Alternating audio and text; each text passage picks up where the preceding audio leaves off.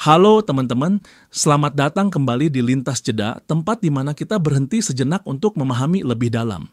Saya Joska dan hari ini kita akan ngobrol tentang buku yang bakal bikin kamu lebih jago dalam dunia penjualan. Judul bukunya Psychology of Selling karya Brian Tracy. Nah, buat kalian yang mau menikmati podcast saat di jalan atau sedang jeda kayak gini, jangan lupa terus dukung podcast ini ya. Karena di setiap jeda selalu ada pelajaran dan makna yang bisa kita ambil. Yuk, langsung kita mulai.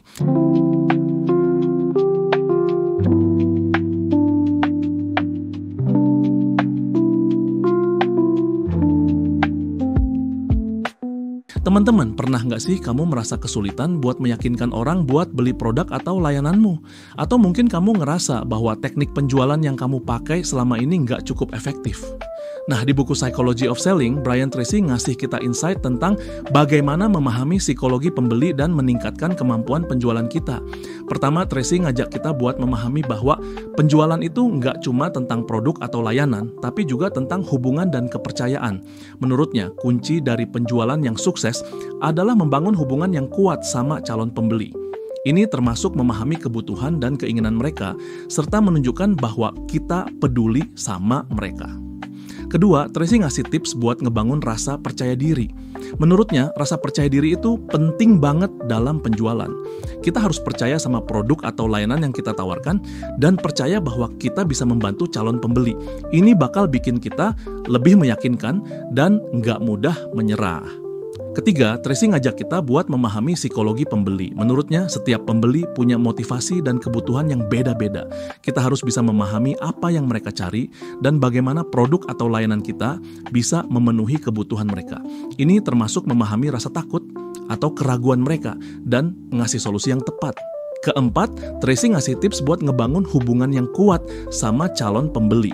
Menurutnya, hubungan yang kuat itu nggak cuma bikin penjualan lebih mudah, tapi juga bikin pembeli lebih loyal. Ini termasuk ngasih perhatian, mendengarkan dengan baik, dan ngasih solusi yang sesuai dengan kebutuhan mereka.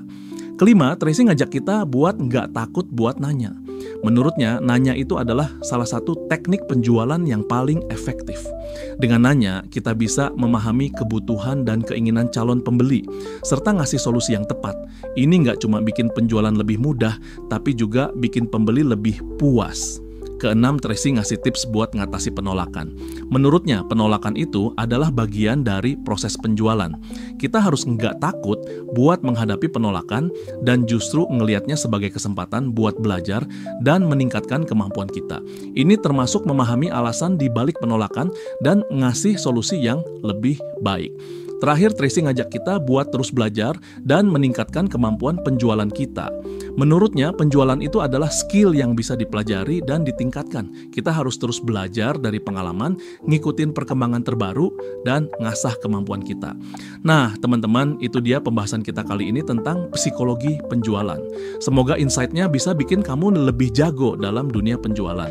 Kalau kalian pengen lebih dalam lagi memahami bukunya, kalian bisa beli bukunya, baik fisik maupun e-booknya. Dan coba kalian share apa yang kalian tangkap dari buku ini. Kalau kamu merasa terinspirasi sama pembahasan kita hari ini, jangan lupa untuk subscribe, kasih rating, dan share ke teman-temanmu. Sampai jumpa di episode berikutnya, di mana kita akan berhenti sejenak lagi untuk memahami lebih dalam.